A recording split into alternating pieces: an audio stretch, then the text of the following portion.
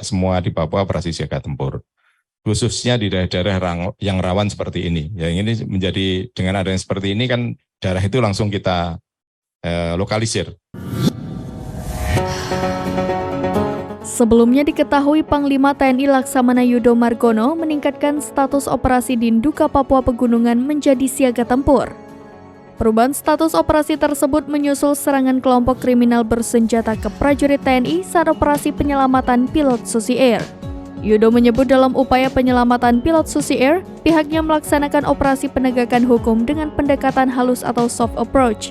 Namun melihat situasi yang tidak memungkinkan, dirinya memutuskan untuk mengubah operasi itu menjadi siaga tempur.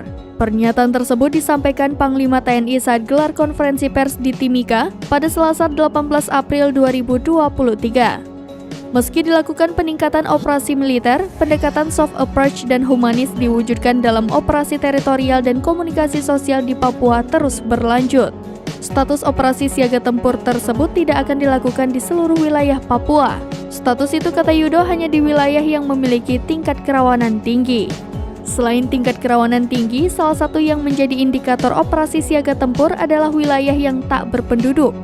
Wilayah tidak berpenduduk atau yang dimaksud Yudo adalah wilayah yang tidak memiliki perangkat pemerintahan.